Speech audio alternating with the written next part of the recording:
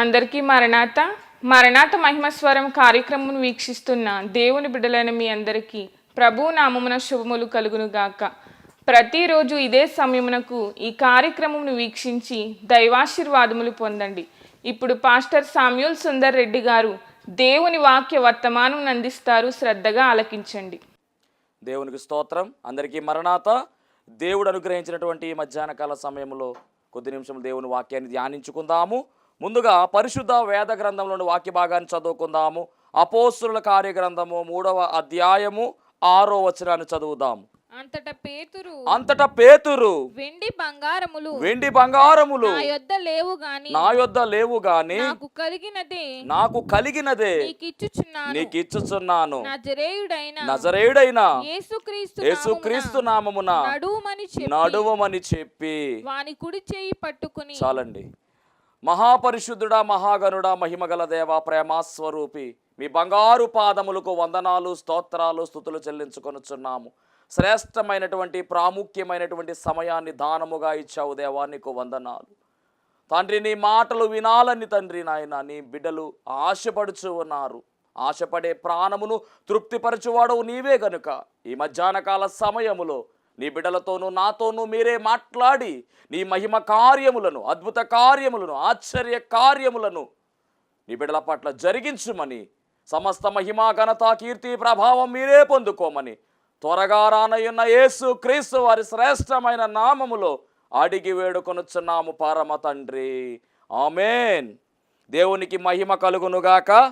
వాక్యం వింటున్నటువంటి మీ అందరికీ కూడా శుభము కలుగునుగాక. ఆమేన్.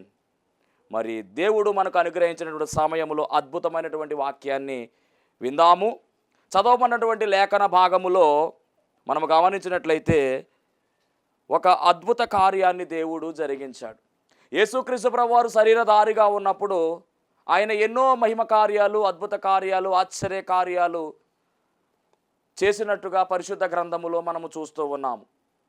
ఆయన చూపులేని వారికి చూపునివ్వడము, మాట్లాడలేని వారికి మాటను అనుగ్రహించడము, అంత మాత్రమే కాదు, నడుము వంగిపోయినటువంటి వారిని కూడా ఆయన స్వస్థపరిచినట్టుగా, పక్షవాయువుతో బాధపడుతున్నటువంటి వారిని కూడా లేవనెత్తినట్టుగా మనము చూస్తూ ఉన్నాం. అంత మాత్రమే కాదు, దయ్యాలు పట్టినటువంటి వారికి కూడా వాటి నుంచి విడుదల ఇచ్చినట్టుగా, సేనాదయ్యం పట్టింది 2000 దయ్యాలు దాదాపుగా వారిలోనికి వెళ్ళిపోయాయి. అలాంటి వారికి కూడా దేవుడు విడుదల ఇచ్చినట్టుగా పరిశుద్ధ గ్రంథములో మనము చూచిన వారమై ఉన్నాము. దేవునికి మహిమ కలుగునుగాక. అంత మాత్రమే కాదండి, చనిపోయినటువంటి వారిని కూడా ఆయన బ్రతికించినట్టుగా మనము చూస్తూ ఉన్నాము. 12 సంవత్సరములు రక్తస్రావం అనేటువంటి రోగముతో బాధపడుతూ అనేక మంది వైద్యులను కలిసి అనేకమైనటువంటి మందులను వాడినటువంటి ఆమె కూడా బాగుపడింది. కేవలము ఆయన వస్త్రపు చెంగు ముట్టుకుంటే బాగుపడిందిగా మనము పరిశుద్ధ గ్రంథములో బాగుగా ఎరిగిన వారమై ఉన్నాము. ఇలా ఎన్నో స్వస్థత కార్యాలు, అద్భుత కార్యాలు, ఆశ్చర్య కార్యాలు, సూచక క్రియలు ఆయన జరిగించారు. అవి అక్కడతో ఆగిపోయాయా అంటే కాదు, సాగిపోతా వచ్చాయి. దేవుని మహిమ కలుగునుగాక. యేసుక్రీస్తు ప్రభువారు మరి శిలువ మరణం తర్వాత ఆయన పునరుద్ధానము, ఆయన శిలువ మరణం అయిన తర్వాత ఆయన తిరిగి లేవడము, పునరుద్ధానము జరగడము, అలాగే ఆయన మరి దాదాపుగా 40వ రోజున ఆయన ఆరోహణం అవడం కూడా మనం బాగుగా ఎరిగిన వారమై ఉన్నాము. ఆయన ఆరోహణం అయిపోతూ ఆయన చెప్పినటువంటి మాట, సదాకాలము నేను మీతో ఉంటాను అనేటటువంటి మాట ఆయన చెప్పడం జరిగింది. ఆదరణకర్త కొరకు కనిపెట్టండి అని ఆయన చెప్పారు. మరి వాళ్ళందరూ కూడా కనిపెట్టారు. అప్పుడు పరిశుద్ధాత్మ తండ్రి ఈ భూలోకంలోనికి వచ్చినట్టుగా, నేటికి కూడా ఆయన మనతోనే ఉన్నట్టుగా, నేటికి ఆయన మనతోనే ఉన్నట్టుగా కాదు, ఉన్నాడు కాబట్టి ఈరోజు వాక్యము మనకు ఆయనే బోధిస్తూ ఉన్నారు. దేవునికి మహిమ కలుగునుగాక. పరిశుద్ధాత్మ తండ్రి మనల్ని ఒప్పింపజేస్తూ ఉన్నారు. మనలో ఉన్నటువంటి పాపములను, మనలో ఉన్నటువంటి దోషాలను ఆయన ఒప్పింపచేస్తూ ఉన్నాడు. అంత మాత్రమే కాదు, వచ్చరిప సఖ్యము కానీ మూలుగలతో ఆత్మయే విజ్ఞాపన చేయించును అన్నట్లుగా ఆయనే ప్రార్థనను చేయిస్తూ ఉన్నారు. నాటి నుంచి నేటి వరకు మనతోనే ఉండిపోయాడు ఆయన. మనలను పరమునకు చేర్చేటటువంటి బాధ్యత ఆయన తీసుకున్నారు. అద్భుతాలు జరుగుతూ ఉన్నాయి, ఆశ్చర్య కార్యాలు జరుగుతూ ఉన్నాయి, సూచక క్రియలు జరుగుతూ ఉన్నాయి. విశ్వాసముతోనే కార్యాలు జరుగుతాయన్న విషయాన్ని మనం గమనించవలసిన వారమై ఉన్నాము. దేవుని మహిమ కలుగునుగాక. మరి యేసుక్రీస్తు ప్రభువు వెళ్ళిపోయిన తరువాత శిష్యులు అద్భుతమైనటువంటి సేవా పరిచర్య జరిగించారు. అపోస్తుల కార్యగ్రంథాన్ని మనం గమనించినట్లయితే అద్భుతమైనటువంటి విషయాలు అపోస్తుల కార్యాల్లో ఉన్నాయి. అపోస్తుల కార్యాలు అనగానే గమనించాలి, పరిశుద్ధాత్మ దేవుడు జరిగించిన కార్యాలు ఇవి. ఇప్పుడు చదివినటువంటి వాక్య భాగములో ఒక అద్భుతం మనం చూస్తూ ఉన్నాం. అపోస్తుల కార్యం 3వ అధ్యాయములో ఇది మొదటి అద్భుతముగా మనము గమనించాలి. ఎందుకు మొదటి అద్భుతం అని నేను చెప్తున్నానంటే, యేసుక్రీస్తు ప్రభువు వారు వెళ్ళిపోయిన తర్వాత పరిశుద్ధాత్మను పొందుకున్నారు అందరూ కూడా. మేడగదిలో 120 మంది ఎడతెగక ప్రార్థన చేసినట్టుగా, అత్యాశక్తితో ప్రార్థన చేసినట్టుగా, ఒకే అంశము ఒకే ఆత్మతో ప్రార్థన చేశారు అందరూ కూడా. 120 మంది ఎడతెగక ప్రార్థన చేశారు. అలా ప్రార్థన దాదాపుగా 10 రోజులు కొనసాగింది. దేవుని యొక్క అభిషేకము దిగినట్టుగా, పరిశుద్ధాత్మ తండ్రి వచ్చినట్టుగా, వారి మీద ఒక్కొక్కరి మీద వ్రాలినట్టుగా అపోస్తుల కార్యం 2వ అధ్యాయములో మనము చూస్తూ ఉన్నాము. చదువుదాము 2:1. పెంతెకోస్తు పండుగ దినము వచ్చినప్పుడు అందరూ ఒక చోట కూడి ఉండిరి. అప్పుడు వేగముగా వీచు బలమైన గాలి వంటి యొక్క ధ్వని ఆకాశము నుండి అకస్మాత్తుగా వారు కూర్చుండి ఉన్న ఇల్లంతయు నిండెను. పరిశుద్ధాత్మ దేవుడు మొత్తం అంతా కూడా కమ్మేశాడు ఆయన.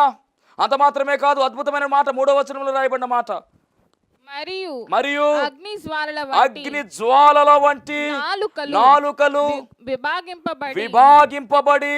విభాగింపబడినట్టుగా వారికి కనబడి వారిలో ఒక్కొక్కని మీద వ్రాలగా అందరూ పరిశుద్ధాత్మతో నిండిన వారై ఆ ఆత్మ వారికి వాక్శక్తి అనుగ్రహించిన కొలది అన్య భాషలలో మాటలాడసాగిరి. అద్భుత కార్యం జరిగిందండి అక్కడ.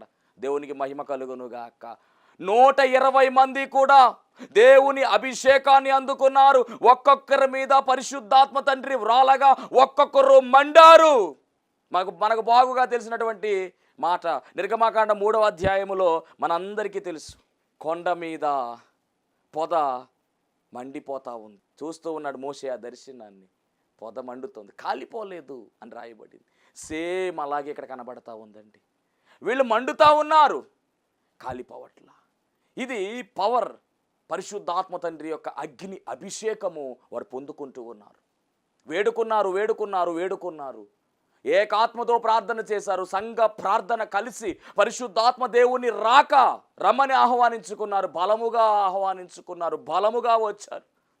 ఆ రోజు మొదలుకొని ఈ రోజు వరకు మనతోనే ఉన్నాడండి ఆ తండ్రి, పరిశుద్ధాత్మ తండ్రి. నువ్వు అడిగితే ఆ దేవుడు నీకు అనుగ్రహిస్తాడు ఆ వరమును. దేవుని మహిమ కలుగును గాక. ఖచ్చితంగా ఆత్మను మనం పొందుకోవాలి. ఆత్మ లేనివాడు నా వాడు కాడు అని లేఖనము సెలవిస్తూ ఉంది. రైట్. ఏదేమైనప్పటికీ అలా పరిశుద్ధాత్మతో నింపబడినటువంటి వీరు అద్భుతమైనటువంటి పరిచర్య చేశారండి. ప్రపంచాన్ని తలకిందులు చేసేవారుగా వీరు పిలవబడ్డారు శిష్యులు. అద్భుతమైనటువంటి పరిచర్య. పేతురు గారిని మనం తీసుకున్నట్లయితే, పేతురు గారు నడిచి వెళ్తూ ఉంటే ఆయన నీడ పడితే రోగుల మీద వాళ్ళు లేచి కూర్చున్నారంట. ఏ రకంగా వాడుకున్నాడు దేవుడు చూడండి. చేపలు పట్టుకునేటువంటి జాలరులే. ఆయన అన్నటువంటి మాట మనం గమనించినట్లయితే, ఇదిగో నన్ను వెంబడించండి, మనుషులను పట్టే జాలరులుగా చేస్తానన్నాడు. చేసి తీరాడు. 120 మంది సంఘం, మొదటి సంఘము. అలా పరిశుద్ధాత్మ తండ్రి వచ్చి మాట్లాడుతూ ఉన్నప్పుడు, పేతురులో నుంచి ఆయన మాట్లాడుతూ ఉన్నప్పుడు దాదాపుగా 3000 మంది ఒకేసారి మారిపోయారండి. వారు వచ్చి అడుగుతున్నారు, మేము ఏం చేయాలి పేతురు అని అడిగితే, అప్పుడు పేతురు గారు చెప్పినటువంటి మాట మనం గమనిద్దాం. దేవునికి మహిమ కలుగును గాక. 2వ అధ్యాయం అపోస్తుల కార్యగ్రంథము 2వ అధ్యాయం 37వ వచనం. వారు ఈ మాట విని హృదయములో నొచ్చుకొని సహోదరులారా మేమేమి చేతుమని పేతురును అడుగగా పేతురు మీరు మారు మనసు పొంది పాప క్షమాపణ నిమిత్తము ప్రతివాడు యేసుక్రీస్తు నామమున బాప్తిస్మము పొందుడి. అప్పుడు మీరు పరిశుద్ధాత్మను వరము పొందుదురు. మేము పొందుకున్నటువంటి ఈ వరము మీకు కావాలి అంటే ఖచ్చితముగా యేసుక్రీస్తు నామములో బాప్తిస్మం పొందుకోండి. మారు మనసు పొందండి. ముందు పాప క్షమాపణ నిమిత్తము యేసుక్రీస్తు వారి నామములో బాప్తిస్మాని పొందుకోండి, మేము పొందుకున్నటువంటి ఈ వరాన్ని మీరు కూడా పొందుకుంటారు అని చెబితే 3,000 మంది ఒకేసారి మారిపోయినట్టుగా పరిశుద్ధ గ్రంథములో మనము చూస్తూ ఉన్నాము. దేవునికి మహిమ కలుగును గాక. 41వ వచనం చదువుదాం ఒకసారి. 41వ వచనం. కాబట్టి అతని వాక్యము అంగీకరించిన వారు బాప్తిస్మము పొందిరి. ఆ దినమందు ఇంచుమించు 3,000 మంది చేర్చబడిరి. అదండి దేవునికి స్తోత్రం. అంత మాత్రమే కాదండి, వీరందరూ ఏం చేశారు కూడా రాశారు అక్కడ. వీరు అపోస్తులుల బోధయందును సహవాసమందును రొట్టె విరుచుటయందును ప్రార్థన చేయుటయందును ఎడతెగకయుండిరి. 3,000 మంది ఒకేసారి చేర్చబడ్డారు. మొదటి సంఘము 120 మంది అయితే, తరువాత పేతురు గారి ద్వారా పరిశుద్ధాత్మ తండ్రి మాట్లాడుతూ ఉంటే దాదాపుగా 3,000 మంది చేర్చబడ్డారు. అనగా 3,000 ప్లస్ 120, 3,120 మంది సంఘము ఏర్పడింది. తర్వాత కాలంలో 5,000 మంది చేర్చబడ్డారు. అలా యోదయ, సమరయ, గలిలయ ప్రాంతాలంతా కూడా సువార్త విస్తరించింది. అంత మాత్రమే కాదు, ప్రపంచ దేశాలు విస్తరించింది. ఇప్పుడు క్రైస్తవుల సంఖ్య పెరిగింది. యేసుక్రీస్తు ప్రభు వారిని నమ్ముకున్నటువంటి వారు అనేక మంది అయ్యారు. ప్రతి ఒక్కరు కూడా యేసుక్రీస్తు ప్రభు వారి యొక్క మార్గములో వస్తూ ఉన్నారు. మతము కాదు, ఇది మార్గం అన్న విషయాన్ని ప్రభు పేర తెలియజేస్తూ ఉన్నాను. యేసుక్రీస్తు ప్రభు వారు తన శరీరమును, తన రక్తమును దానముగా ఇచ్చి దారపోసి మన కొరకు వేసినటువంటి మార్గము ఇది. యేసుక్రీస్తు ప్రభు వారు వేసిన మార్గము. ఈ మార్గములోనికి అనేక మంది వస్తూ ఉన్నారు. గమనించాలి, యేసు నామములో బాప్తిస్మ కార్యక్రమము జరిగినట్టుగా మనము చూస్తూ ఉన్నాము. అవును, రక్షణ కార్యక్రమము ఏ నామములో జరుగుతుంది అంటే యేసు నామములో జరిగినట్టుగా ఇక్కడ పరిశుద్ధ గ్రంథములో స్పష్టముగా మనకు అవగాహన అవుతూ ఉంది. కాబట్టి రక్షించే నామముగా, బాప్తిస్మము తీసుకునే నామముగా ఈ నామాన్ని మనము కలిగి ఉన్నామన్న విషయాన్ని ప్రభు పేర తెలియజేస్తూ ఉన్నాను. ఈరోజు మరి మనం మాట్లాడుకుంటున్నటువంటి నామము యేసు నామము. అన్ని నామముల కన్నా పైనామము, అన్ని నామముల కన్నా ఉన్నతమైన నామము, రక్షణ భాగ్యమును మనకు అనుగ్రహించిన నామము. ఏ నామములోనూ రక్షణ లేదు, యేసు నామములో మాత్రమే రక్షణ ఉంది. ఎందుకంటే యేసు అనగా రక్షకుడు. ఎలాంటి రక్షకుడు అంటే పాపముల నుండి విడుదల చేసేటటువంటి రక్షకుడు, పాపిని రక్షించే రక్షకుడు, పాపిని పాపముల నుండి తీసివేసి పరిశుద్ధుడుగా మార్చివేసేటటువంటి రక్షకుడుగా ఈయన కనబడుతూ ఉన్నాడు. దేవునికి మహిమ కలుగును గాక. మనందరికీ బాగుగా తెలుసు, మత్తయి సువార్త 1వ అధ్యాయం 21వ వచనములో రాయబడినటువంటి మాట. మత్తయి సువార్త 1వ అధ్యాయం 21వ వచనం. ఆమె యొక్క కుమారుని కనును తన ప్రజలను వారి పాపముల నుండి ఆయనే రక్షించును గనుక ఆయనకు యేసు అను పేరు పెట్టుదువనెను. తన ప్రజలను వారి పాపముల నుండి ఆయనే రక్షించును. కాబట్టి యేసు అనగా యేసు నామము ద్వారా మనకు రక్షణ భాగ్యము కలుగుతూ ఉంది. ఈ విషయాన్ని మనం గమనించాలి. యేసు నామములోనే రక్షణ ఉంది. అలాగే రెండవదిగా మనం గమనించినట్లయితే మరి మొదటగా చదువుకున్నటువంటి వాక్య భాగములో ఎప్పుడైతే అపోస్తులైనటువంటి వీరు శక్తిని పొందుకున్నారో, బలాన్ని పొందుకున్నారో, పరిశుద్ధాత్మ తండ్రి వీరితో ఉన్నారు, వీరిలో ఉన్నారు. వీరు నిలవబడితమే మాట్లాడేది ఎవరంటే ఆయనే. మీరు నిలవబడండి, మాట్లాడేది ఆయనే అనే విషయాన్ని ప్రభువే స్వయంగా తెలియజేశాడు. కనుక ఇక్కడ అపోస్తుల కార్యాల్లో 3వ అధ్యాయంలో ఏం జరిగిందంటే వీరు ఆత్మను పొందుకున్న తర్వాత జరిగిన మొదటి అద్భుత కార్యం అండి ఇది. ఒకరోజు పగలు 3 గంటల సమయానికి మరి ప్రార్థన కాలం అది. ఆ సమయములో మరి పేతురు గారు, యోహాను గారు దేవాలయంలోనికి వెళుతూ ఉన్నారు. దేవునికి మహిమ కలుగును గాక. చిత్రం ఏమిటంటే మరి ఆ దేవాలయము దగ్గర, బయట ద్వారం దగ్గర, గేటు దగ్గర ఎప్పటి నుంచో ఒక కుంటివాడు కూర్చుని మరి అక్కడ భిక్షాటన చేసుకున్నట్టుగా రాయబడింది బైబిల్ గ్రంథంలో. ఇతని పరిస్థితి ఏమిటంటే పుట్టినది మొదలుకొని కుంటివాడై ఉన్నటువంటి మనుష్యుడని రాయబడింది. అంటే పుట్టినప్పటి నుంచి కూడా కుంటివాడుగానే ఉన్నాడు. లేవలేనటువంటి పరిస్థితి, నడవలేనటువంటి పరిస్థితి. 2 మనుషులు మోసుకొచ్చి ఉదయకాలము దేవాలయం ఓపెన్ చేసిన వెంటనే అక్కడ కూర్చోబెట్టేవారు. ఆ తర్వాత సాయంకాలం మరలా 2 మనుషులు వచ్చి మోసుకుని వెళ్ళిపోయేవారు. ఈ మనిషి అక్కడ అలా కూర్చుని ఉండాలంతే. కూర్చుని ఉండి వచ్చే వెళ్ళేటటువంటి వారందరినీ కూడా డబ్బులు అడిగేటటువంటి వాడు. ఎందుకంటే పరిస్థితి మరి సరిగా లేదు కదా, అందుకని అడుక్కునేటటువంటి వాడు. అంటే లేవలేనటువంటి పరిస్థితి, నడవలేనటువంటి పరిస్థితి, పని చేయలేనటువంటి పరిస్థితి. కాబట్టి అక్కడ మరి ఆ దేవాలయంలోకి వచ్చి వెళ్ళేటటువంటి వారందరూ కూడా వీడికి ఎంతో కొంత వేస్తూ ఉండేవారు. అదే క్రమంలో పేతురు గారు, యోహాను గారు దేవాలయంలోకి వెళుతూ ఉంటే ఈ ప్రక్కన వీడు అలాగే చూస్తూ ఉన్నాడు. అలా చూస్తూ ఉన్నప్పుడు మరి పేతురు గారు, యోహాను గారు కూడా ఆయన వైపు చూసినట్టుగా బైబిల్ గ్రంథంలో మనం చూస్తూ ఉన్నాం. చూద్దాం 3వ వచనం. పేతురును యోహానును దేవాలయములో ప్రవేశింపబోవునప్పుడు వాడు చూచి భిక్షమడుగగా, అంటే అందరినీ భిక్షమడుగుతూ ఉన్నాడు. అలాగే పేతురు యోహానును కూడా భిక్షమడిగాడంటండి. అయ్యా నాకు సహాయం చేయండి అయ్యా, నేను నడవలేను, కనపడుతుంది కదా నేను నడవలేను, నేను ఏ పని చేసుకోలేను అయ్యా, కొంచెం నాకు సహాయం చేయండి అయ్యా అని అడుగుతున్నప్పుడు 4వ వచనం చదువుదాం. అపోస్తలుల కార్యాలు 3:4. పేతురును యోహానును వానిని తేరి చూచి మా తట్టు చూడుమనిరి. వాడు వారి యొద్ద ఏమైనా దొరుకునని కనిపెట్టుచు వారి యందు లక్ష్యం ఉంచెను. చిత్రం ఏంటంటే మా తట్టు చూడవయ్యా అంటే ఈడట అది మొత్తం మీద ఏదైనా ఇస్తారేమో అని చెప్పేసి వారంక చూస్తున్నాడంటే, చూస్తుంటే అప్పుడు పేతురు గారికి అర్థమైపోయింది మొత్తం మీద మేము ఏదైనా ఇస్తామని చూస్తున్నాడేమో అనుకుని అప్పుడు పేతురు గారి మాట ఏమిటంటే, వెండి బంగారములు మా యొద్ద లేవు. చదువుదాం. వెండి బంగారములు మా యొద్ద లేవు గాని నాకు కలిగినదే నీకిచ్చుచున్నాను. నజరేయుడైన యేసుక్రీస్తు నామమున నడువమని చెప్పి. అద్భుతమైనటువంటి మాట గమనించాలి. శిష్యుల ద్వారా దేవుడు అద్భుతాన్ని జరిగిస్తూ ఉన్నాడు. వీరు ఏ మాటను వాడుతున్నారంటే యేసు నామాన్ని వాడుతూ ఉన్నారు. యేసు నామం అంటే సామాన్యమైనటువంటి నామము కాదు.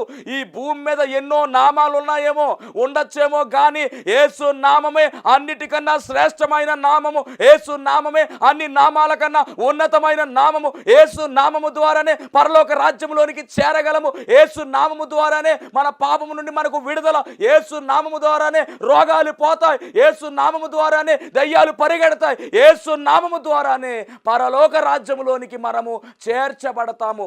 అలాంటి శ్రేష్టమైనటువంటి నామాన్ని వీళ్ళు వాడుతూ ఉన్నారు. దేవునికి మహిమ కలుగును గాక. అద్భుతము జరుగుతుంది ఇక్కడ.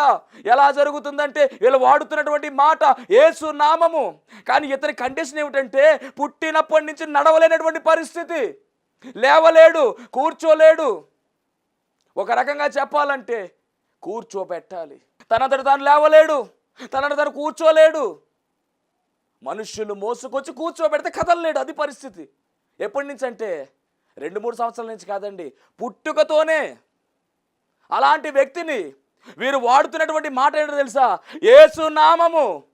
అంటే ఎంత శక్తి కలిగిన నామమో గమనించాలి. ఈ అద్భుతంలో ఎప్పుడైతే పరిశుద్ధాత్మను పొందుకున్నారో 2వ అధ్యాయములో 3వ అధ్యాయములో వీళ్ళు చేసిన కార్యం ఏమిటంటే యేసు నామమే. అంటే దేవుడు వీరికి దానముగా ఇచ్చిన నామం యేసు నామం. ఆయన పరలోకములో తండ్రి యొక్క కుడిపార్శ్వమున ఆసీనుడై మన కొరకు విజ్ఞాపన చేస్తూ ఉన్నారు. కానీ సదాకాలము నేను మీతో ఉంటాను, మీలో ఉంటానని వాగ్దానం చేసి వెళ్ళాడు ఆయన. వాగ్దానము చేసిన దేవుడు నమ్మదగిన వాడు కనుక నామాన్ని మనకి ఇచ్చేశాడు. యేసు నామాన్ని వాడు. నీలో ఉన్న భయం పోతుంది, నీలో ఉన్నటువంటి అధైర్యం పోతుంది, నీలో ఉన్న బలహీనత పోతుంది. యేసు నామములో శక్తి ఉన్నది. ఉపయోగించు ఆ నామాన్ని. వీళ్ళు వాడుతున్నారండి, యేసు నామాన్ని వాడుతున్నారు. ఒకటే అంటున్నాడు పేతురు గారు, వెండి బంగారాలు మా దగ్గర లేవు, వాటికన్నా శ్రేష్టమైనటువంటిది ఒకటి మాకుంది, అదే యేసు నామము. వాడతాను చూడు అని మొత్తం మీద అంటున్న మాట ఏమిటంటే యేసు నామమున నడువమని చెప్పి మాట చెబుతున్నాడండి బాబు. యేసు నామం నడవమని చెప్పిన వెంటనే, చెప్పిన తర్వాత వాని కుడి చెయ్యి పట్టుకున్నాడంటే పేతురు గారు. ఎవరు కుడి చెయ్యి? ఈ యొక్క నడవలేనటువంటి, ఈ కుంటివాడుగా ఉన్నటువంటి, పుట్టుక నుంచే కుంటివాడుగా ఉన్నటువంటి వాని కుడి చెయ్యి పట్టుకున్నాడు. పట్టుకుని లేవనెత్తెను. ఏమండి ఇది సామాన్యమైన విషయమా? కాదు. పుట్టుకతోనే ఎప్పుడు నిలవబడలేనటువంటి వ్యక్తి, అసలు ఎప్పుడు నిలవబడలేనటువంటి వ్యక్తి. అలాంటి వ్యక్తిని యేసు నామం అనేటువంటి ఒక మాట పట్టుకుని, చెయ్యి పట్టుకుని లేవనెత్తేసాడండి. ఆ తర్వాత ఏం జరుగుతుంది? 7వ వచనం. వాని కుడి చెయ్యి పట్టుకుని లేవనెత్తెను. వెంటనే వాని పాదములను చీల మండలను బలము పొందెను. వాడు దిగ్గున లేచి నిలిచి నడిచెను. అద్భుతమైనటువంటి మాటలండి ఇది. నిజంగా చాలా చక్కగా రాశారు అవి మాటలు. దిగ్గున లేచి, ఒకటి, నిలిచి, రెండు, నడచి. ఎప్పుడూ నిలవలేదీడు, నిలిచాడంటండి. అంటే నిలవబడితే పడిపోతాడేమో, కానీ నిలిచిపోయాడంటండి. అలాగే మూడవదిగా నడిచాడంట. అక్కడతో ఆగలేదండి, గంతులు వేసేసాడు. మొత్తానికి గంతులు వేశాడు. దేవునికి మహిమ కలుగును గాక. ఇదంతా ఎలా జరుగుతుందంటే యేసు నామములో జరుగుతుందండి. ఎంత గొప్ప నామము చూసారా! అద్భుతమైనటువంటి నామం ఈ నామం. ఆ నామాన్ని మనం ధరించుకొని ఉన్నాం కాబట్టి భయపడద్దు, అస్సలు సమస్య వైపు చూడొద్దు. యేసు నామమును తలంచుకో, యేసు నామాన్ని జ్ఞప్తికి తెచ్చుకో, చాలు, అన్నీ కూడా క్లియర్ అయిపోతాయి. ఇక్కడ ఇతను దిగ్గున లేచాడు, నిలిచాడు, నడిచాడు, గంతులు వేశాడు. అక్కడతో ఆగిపోలేదు. దేవుని స్తుతించుచు దేవాలయంలోనికి వెళ్ళాడు.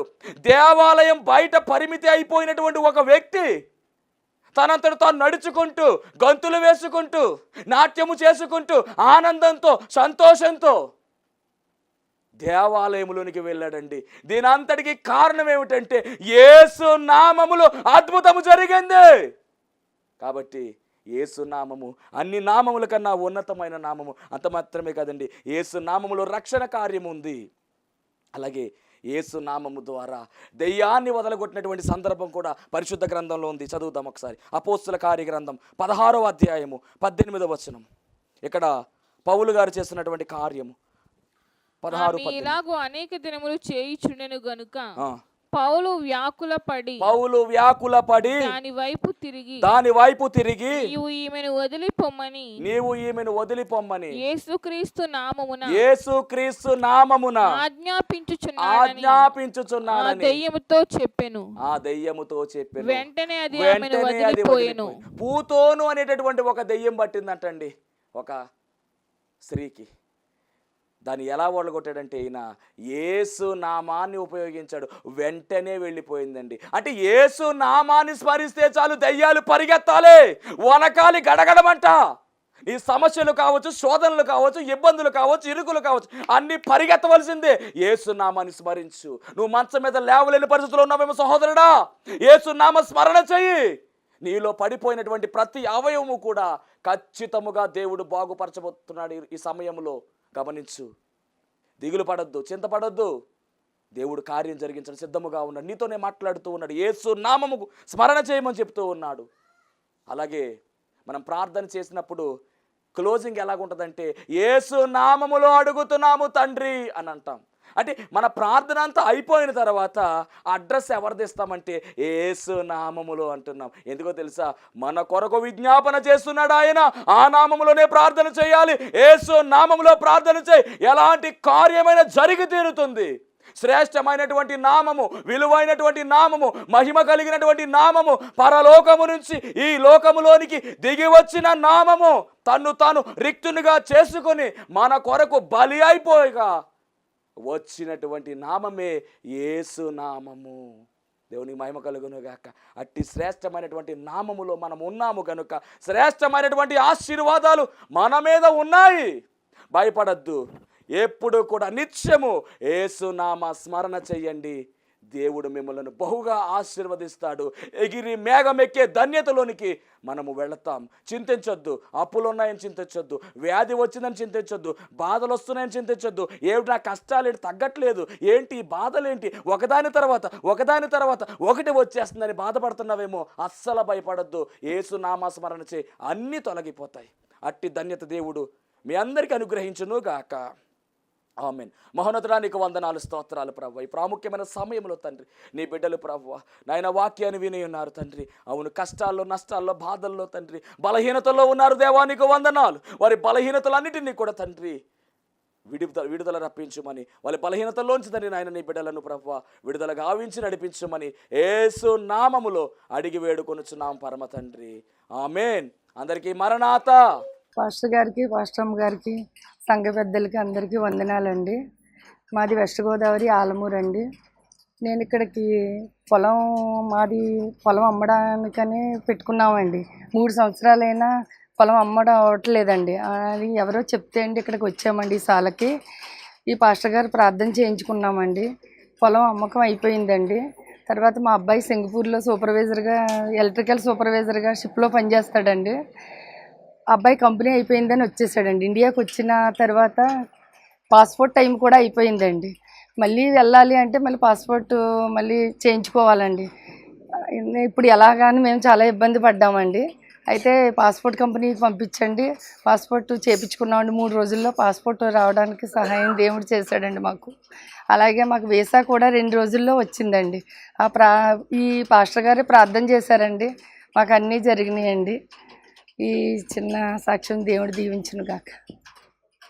ఈ యొక్క శాలకు రావడం ద్వారా వీరి జీవితంలో దేవుడు ఎంతో అద్భుత కార్యం చేసి ఉన్నారు. మరి వీరు పొలం విషయంలో 3 సంవత్సరాలు ఎంతో ఎదురు చూసినా కానిది ఈ యొక్క శాలలో అంశం పెట్టగా ఆ యొక్క కార్యమును దేవుడు జరిగించి ఉన్నారు. అలాగే వీరి అబ్బాయి కూడా విదేశాలు వెళ్ళడానికి ఆటంకములన్నీ తీసివేసి చక్కగా వెళ్ళడానికి కూడా దేవుడు కృప చూపి ఉన్నారు. ఈ సాక్ష్యం దేవుడు దీవించును గాక. ఆమేన్. మరణాత మహిమ స్వరం అనేటటువంటి ఆధ్యాత్మిక టీవీ కార్యక్రమాన్ని వీక్షిస్తున్నటువంటి మీ అందరికీ కూడా నా ప్రత్యేకమైన వందన మరణాత తెలియజేస్తూ ఉన్నాను. దేవుడు అనుగ్రహించినటువంటి ఈ కార్యక్రమం ద్వారా మీరందరూ కూడా ఎన్నో మేలులు పొందుకున్నట్టుగా మరి మేము వింటూ ఉన్నాము. అందరూ కూడా ఫోన్ కాల్ చేస్తూ ఉన్నారు. ప్రార్థన అవసరంలో ఉన్న వారందరూ కూడా ఫోన్ చేసి ప్రార్థన చేయించుకుంటున్నారు. చాలా సంతోషము. అందరూ కూడా మేలు పొందుకున్నట్టుగా మరి మీరు తెలియజేసిన సమాచారం బట్టి మేము చాలా సంతోషిస్తూ ఉన్నాము. ఈరోజు ఒక ప్రత్యేకమైనటువంటి అంశాన్ని మీతో మాట్లాడాలని నేను మీ ముందుకు వచ్చి ఉన్నాను. అదేమిటంటే, దేవుడు తన మహాకృపను బట్టి సేవా పిలుపు నాకు ఇచ్చి అన్నిటినీ విడిచిపెట్టి తను రమ్మనడం జరిగింది. మరి ఆయన ఇచ్చినటువంటి పిలుపును అంగీకరించి ఆయన సేవకు నేను వ్యాపారాన్ని గట్ట అన్ని విడిచిపెట్టి వచ్చాను. ఆ వచ్చినది మొదలుకొని ఈ దినం వరకు చక్కని సేవా పరిచర్యను దేవుడు జరిగించుకుంటూ ఉన్నాడు. చూస్తున్నటువంటి ఈ యొక్క ఈ షెడ్లో మేము ప్రతి శనివారం కూడా స్వస్థత ప్రార్థనలు అనగా శాల కార్యక్రమాన్ని జరిగిస్తూ ఉన్నాము. 1 సంవత్సర కాలం పాటు ఎలాంటి అడ్డు ఆటంకం లేకుండా చక్కని రీతిలో మరి ఈ శాల కార్యక్రమం జరుగుతూ ఉంది. దీని యజమానుడు మరి ఎలాంటి అద్దె కూడా మన నుంచి తీసుకోకుండా మరి ఫ్రీగానే ఈ కార్యక్రమాన్ని జరిగించుకోవడానికి ఆయన ఇచ్చి ఉన్నారు. కానీ ఇప్పుడు ఒక సమస్య వచ్చింది. అదేమిటంటే, కొన్ని కారణాల వల్ల ఈ యొక్క షెడ్ని అమ్మకానికి పెట్టారు. మరి ఈ యొక్క క్లిష్టమైనటువంటి పరిస్థితుల్లో మనము తీసుకుంటే ఈ షెడ్ తీసుకోవాలి, లేకపోతే బయటకు వెళ్ళవలసిన పరిస్థితి వచ్చేసింది. మరి తీసుకుందామని ప్రయత్నం చేస్తున్నాము. ఆశ అయితే మాకుంది, కానీ లక్షలాది రూపాయలు ఖర్చు అవుతుంది. కాబట్టి మా దగ్గర ఎలాంటి డబ్బు లేదు. అన్నీ విడిచిపెట్టి రావడంతో సేవ కొత్తగా ప్రారంభించిన సేవ కాబట్టి తీసుకోవాలనుకుంటున్నా కానీ ఇబ్బంది పడుతూ ఉన్నాము. ఇక్కడ ప్రార్థన కంటిన్యూగా జరగాలి అంటే కనుక ఖచ్చితంగా మరి ఈ కార్యక్రమాన్ని వీక్షిస్తున్నటువంటి మీ అందరూ కూడా మీ ప్రోత్సాహాన్ని అందించినట్లయితే ఈ ప్రార్థన ఆగకుండా ఖచ్చితంగా ముందుకు కొనసాగుతుంది. కనుక మరి ఈ కార్యక్రమాన్ని వీక్షిస్తున్న మీ అందరూ కూడా ఈ దీన సేవకుని యొక్క సేవను గుర్తించి దయచేసి మీ హృదయాన్ని గనక ఆ దేవుడు ప్రేరేపించినట్లయితే ఖచ్చితముగా మీరందరూ కూడా స్పందించవలసిందిగా, మీ యొక్క చేయూతను మాకు అందించవలసిందిగా ప్రభు పేరు తెలియజేస్తూ ఉన్నాము. మా ఫోన్ నెంబర్లో టీవీ స్క్రీన్ మీద మరి ప్లే అవుతూ ఉంది ఫోన్ నెంబరు. ఆ నెంబర్కి ఫోన్ చేయండి, స్వయంగా నేనే మాట్లాడతాను. ఆ తర్వాత మరి మా ఫోన్పే కానీ గూగుల్ పే కానీ చేసి ఈ యొక్క సేవను ప్రోత్సహించవలసిందిగా ప్రభు పేరు మీ అందరికీ తెలియజేస్తూ ఉన్నాను. దేవుడు మిమ్మల్ని బహుగా ఆశీర్వదించును గాక.